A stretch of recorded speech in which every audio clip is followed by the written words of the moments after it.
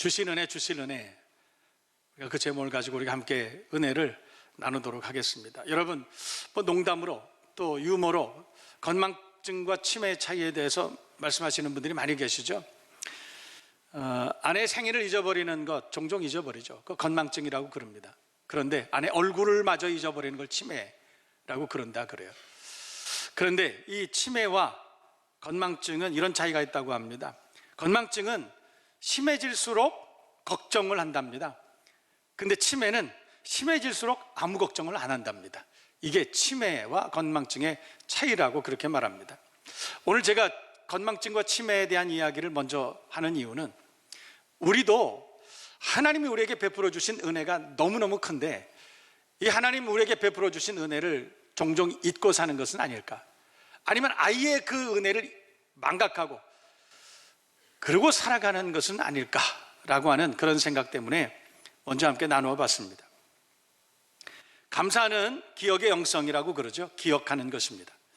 그러니까 지난날 우리와 동행하셨고 피할 길을 내서 능히 감당하게 하시고 일마다 때마다 함께 하시고 통과하게 하셨던, 어려운 일은 참 많이 있었지만 통과하게 하셨던 그 은혜를 기억하고 하나님께 고백하는 것이 그게 감사가 아닌가, 그런 생각이 듭니다.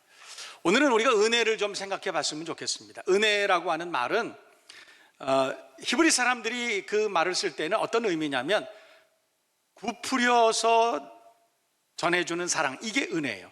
구부려서 전해주는 사랑, 그러니까 위에서부터 내려오는 그 사랑을 우리는 은혜라고 그런다는 것이에요. 또 때로는 덮어준다라고 하는 뜻을 가지고 있습니다. 어제 눈이 참 많이 왔죠. 그래서 우리 어린아이들이 얼마나 좋아하는지 교회에 많은 사람들이 모여서 그 눈이 오는 것을 즐기고 막 그 풍경들을 감사하고 즐기고 하는 그런 모습들을 제가 봤습니다. 제가 유럽에 오래전에 가본 적이 있었는데 그 스위스의 그 오스트리아의 어떤 산맥을 지나가고 있었는데 눈이 너무너무나 아름다운 거예요. 정말로 아름다운 거예요. 그래서 제가 참 눈이 너무 아름답다, 이 눈 쌓인 풍경이 너무 아름답다 그랬더니 어떤 분이 그러시더라고요. 지금 이렇게 아름다운데 눈 녹고 나면 그렇게 아름답진 않아요, 이렇게 말씀하시더라고요. 마찬가지 아닐까요?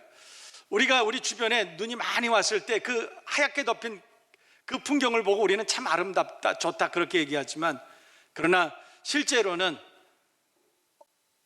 돌짝밭도 있고 가시밭도 있고 또 앙상한 가지도 있고 그 모든 것들을 다 덮어주신 것이죠. 다 덮어주셨을 때 그때야 비로소 우리는 아름답다 그러지 않는가, 이런 생각을 해봅니다. 하나님께서 우리에게 베풀어 주신 은혜가 많죠. 지난날 우리의 모든 허물, 우리의 실수, 우리의 실패, 우리의 불순종, 우리의 무지함, 우리의 무능함, 이 모든 것들을 다 덮어주시고 구부려서 덮어주시고 우리를 안아주신 그 은혜가 진짜 은혜가 아닌가, 그런 생각이 듭니다. 그 은혜를 기억하는 것이 감사죠. 지난 한 해를 생각해 보면, 돌이켜 보면 다사다난했지만 너무나 많은 일들이 있었지만 구부려서 우리를 안아주시고 덮어주시고 지금도 우리에게 아름답다라고 하는, 너는 내 것이라, 너는 내 백성이라고 말씀하시는 그 하나님의 은혜를 기억하고 오늘도 감사가 넘치는 한 해를 감사함으로 마무리하고 또 한 해를 감사함으로 시작할 수 있는 저와 여러분 모두가 되실 수 있기를 주님의 이름으로 축복합니다. 그래서 감사를 기억의 영성이라고 그렇게 말하죠. 오늘 저는 그 은혜를 얼마나 잘 간직해야 되는지에 대한 주제를 가지고 우리가 함께 은혜를 나누도록 하겠습니다. 오늘 본문 말씀은 민수기 11장입니다. 모세와 모세 공동체의 이야기입니다. 사실은 이 모세 공동체가 배은망덕한 이야기가 오늘 이야기의 대충 그 내용입니다. 배은망덕이라고 하는 것은 은혜에 돌아서고 덕을 잊어버렸다, 그런 뜻 아니겠습니까? 배은망덕했다. 하나님께서 이스라엘 공동체에 그 많은 은혜를 주셨지만 그러나 그 은혜를 잊고 산다, 그런 뜻이 되겠습니다. 사실은 오늘 민수기 11장에 있는 이 말씀의 배경이 그렇습니다. 이스라엘 공동체가 출애굽, 엑소더스 했습니다. 출애굽을 하고 난 다음에 3개월쯤 지나고 나니까 시내산이라고 하는 곳이 있었습니다.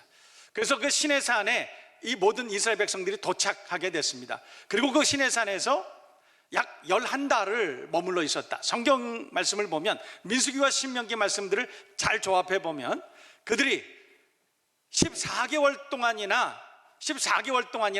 하나님이 약속하신 젖과 꿀이 흐르는 가나안 땅으로 들어가지 못하고 3개월 동안 행진을 해서 시내산에 도착하고 그리고 11개월 동안 그 시내산에 머물러 있었다.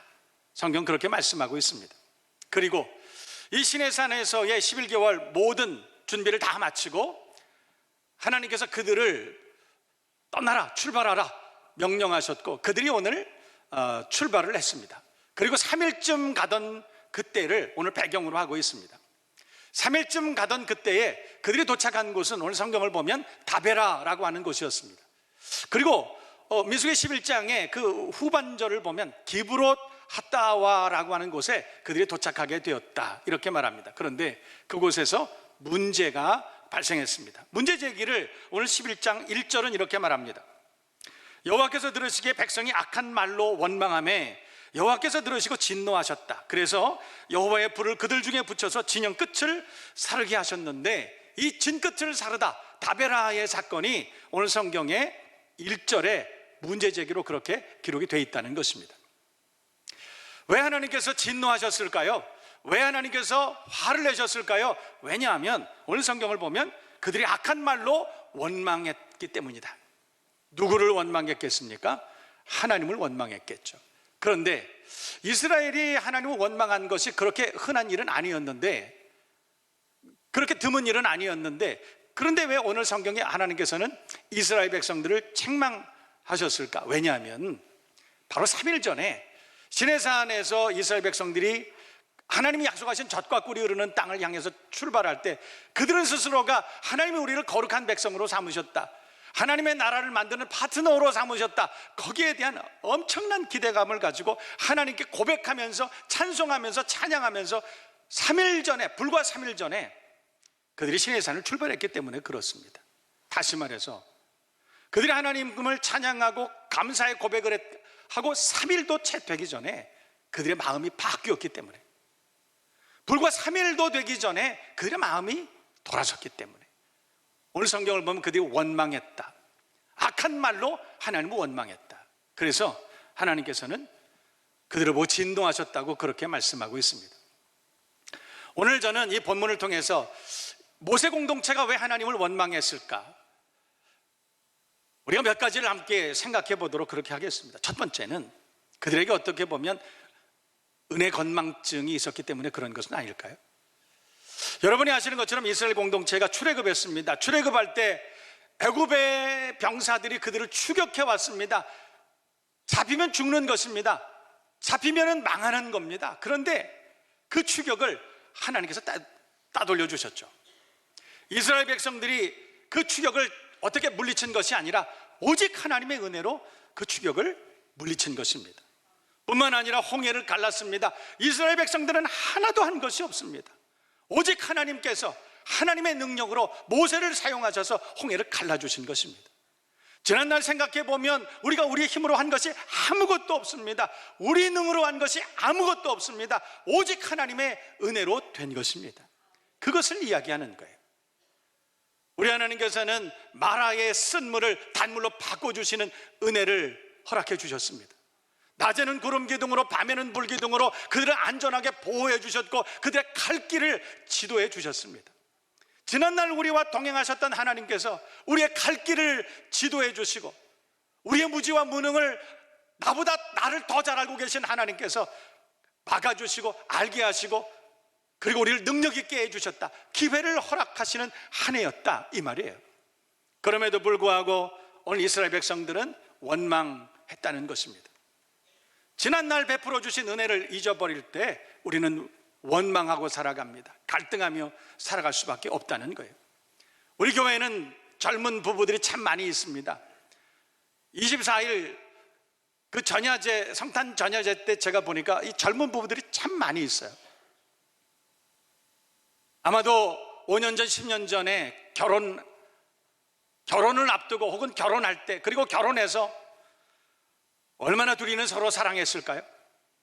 얼마나 사랑했겠습니까? 서로가 서로를 끔찍하게 아껴주고 날마다 서로를 위해서 무엇을 해줄까? 서로를 애틋하게 그렇게 사랑했을 것입니다. 그런데 시간이 지나고 나서 그 사랑이 당연한 것이 됐어요. 남편이 아내를 사랑하는 것이 당연하고 아내가 남편을 사랑하는 것이 당연한 것이 된 것입니다. 더 이상 감사의 제목이 아니라는 것이에요. 지난날 그 처음 사랑, 처음 믿음을 다 잊어버립니다. 그러면 원망과 불평만 남는 것입니다. 항존직으로 임직받은 사람들이 그렇게 살아갑니다. 처음에 하나님 앞에 감사하면서 그 안수를 받고 임직을 받을 때에는 내가 주의 영광을 위해서 나를 쳐서 복종시키고 하나님 앞에 정말 최선을 다해서 힘을 다해서 헌신하고 그렇게 살겠다고 그렇게 결단합니다. 그러나 며칠이 못 가서, 아니 몇 달이 못 가서 원망하고 불평하고 시비를 걸고 그렇게 우리는 살아가요. 지난날 하나님께서 우리에게 베풀어 주신 은혜를 조금이라도 기억할 수만 있다면 우리는 더 이상 원망하지 않을 것입니다. 오늘 이스라엘 공동체는 지난날 그들에게 베풀어 주셨던 하나님의 사랑, 하나님의 은혜 구부려서 모든 허물을 다 덮어주시고 너는 내 것이라, 내 백성이라, 아름답다고 해주신 그 하나님의 은혜, 그것을 기억할 수만 있다면 그들은 아마 원망하지는 않았을 것입니다. 그러나 은혜 불감증, 은혜의 건망증 다 잊어버리고 살았기 때문에, 그래서 그들은 원망했다, 그렇게 성경은 말씀하고 있습니다. 두 번째로 그들이 원망했던 이유가 있습니다. 오늘 성경 말씀을 함께 보실까요? 4절 말씀을 보면 누가 우리에게 고기를 주워 먹게 하랴. 여러분, 이것은 모세 공동체가 했던 말입니다. 6절도 보면 이제 우리 기력이 다하여 이 만나 외에는 보이는 것이 아무것도 없도다. 불평하고 있습니다. 원망하고 있습니다. 뭘 원망하고 있습니까? 먹을 것이 없다가 아닙니다. 사실은 하나님께서 이스라엘 백성들이 광야로 나온 그때부터 날마다 새벽이 되면 하나님께서 먼저 일하시고 그리고 만나를 하나님께서 허락해 주셨습니다. 그래서 동풍을 불어 메추라기를 먹게 하시고 하나님께서 그 발을 부르지 않게 하시고 의복에 헤어지지 않게 하시고 날마다 보살펴 주셨던 거예요. 지금도 오늘 성경 말씀 8절과 9절 말씀을 보면 아직도 지금도 하나님께서 그들에게 만나를 허락해 주고 계셨다는 것이에요. 그러니까 지금도 하나님은 여전히 만나를 허락해 주고 계셨는데 이스라엘은 불평하고 있습니다. 불평의 내용이 뭐냐면 누가 우리에게 고기를 주어 먹게 하랴. 메뉴가 달라졌다는 것입니다. 더 좋은 것으로, 더 풍성한 것으로, 더 큰 것으로, 오늘 성경은 그것을 가지고 탐욕이라고 설명하고 있습니다. 왜 이스라엘 백성들이 모세 공동체가 하나님을 원망하고 불평했을까요? 오늘 성경은 탐욕 때문에 그랬다는 것입니다. 우리도 우리의 인생을 살아가면서 하나님 앞에 불평할 때 있습니다. 원망할 때 있습니다. 가만히 생각해 보세요. 어쩌면 그것이 우리의 탐욕 때문에 하나님을 원망하는 것은 아닐지. 우리에게 지금까지 베푸신 것 그것만으로도 충분하고 여호와 하나님만으로도 충분하다고 만족한다고 그렇게 고백했던 것이 엊그제인데 오늘 우리는 더 많이, 더 좋은 것으로, 더 맛있는 것으로 그것이 만족되지 못해서, 그것이 채워지지 않아서 오늘 우리는 하나님을 원망하고 살아가는 것은 아닐까. 우리에게 하나님께서 일용할 양식을 주셨습니다. 건강도 주시고 아름다운 가정도 주시고 자녀도 주시고 하나님 우리에게 주신 것이 너무 많아요. 그것만 해도 우리는 얼마나 행복하고 그것만 해도 우리가 얼마나 감사해야 되는지 몰라요. 그런데 우리는 하나님 더 주셔야 되잖아요. 24평이 아니라 35평을 주셔야 되지 않습니까? 우리는 하나님 앞에 더 큰 것으로, 그렇지 않으면 우리는 언제나 섭섭하고 원망하고 불평하고 그렇게 살아가는 것은 아닐지. 며칠 전에 저는 탈북민들의 모임에 그분들이 함께 모여서 여러 가지 이야기들을 함께 나누는 그 모습을 제가 본 적이 있습니다. TV에 나와서 탈북민들이 함께 여러분들이 이렇게 말씀을 나누는데 어떤 분은 5년 전에 오셨고 어떤 분은 10년 전에, 어떤 분은 20년 전에 오신 그런 분들이었습니다. 오셔서 나눈 이야기는 그겁니다. 옛날에 북한에 있을 때 얼마나 많이 고생했는지, 참 말할 수 없는 고생을 참 많이 했는데 그 탈북하는 과정들이 만만치 않았고 그 과정들을 다 이겨내고 그리고 대한민국에 정착을 하게 되었습니다. 처음에 봤을 때 대한민국에 있었던 모든 경험들이 새로웠고 감사의 제목이었고, 그때 봤던 그것들이 얼마나 참 신기하고 좋았는지 천국이라는 표현을 쓰셨습니다. 천국 같았다. 그런데 5년이 지나고 10년이 지나고 15년, 20년, 어떤 한국 사람 중에 어떤 대한민국 남한 사람 중에 어떤 사람 만났는데 그 사람에게 사기를 당했습니다. 무슨 일을 하다가 그 일이 잘 안 돼가지고 그래서 큰 곤란을 겪기도 했습니다.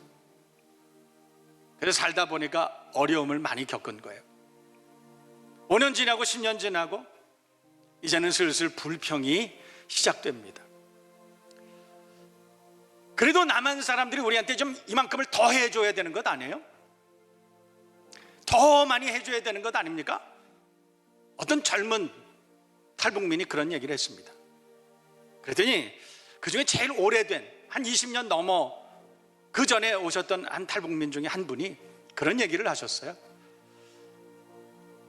가만히 생각해 보면 섭섭한 일도 많고 우리의 시행착오도 많이 있었고 어려운 일도 많았고 눈물 흘릴 일도 참 많이 있었지만, 그러나 옛날을 생각해 보면 만일 우리가 이 대한민국의 품에 안기지 않고 아직도 우리가 북한에 살고 있다고 생각해 보면 지금 우리에게 주어진 이 현실이 얼마나 감사한지, 그렇게 우리가 감사하게 살아야 다음에 통일이 되면 우리가 우리 고향 사람들을 만나서 우리가 얼마나 감사하게 살았는지를 고백할 수 있지 않을까, 그런 이야기를 하는 그런 대화를 제가 들었습니다. 감사는 우리를 풍요롭게 합니다. 의미 있게 합니다.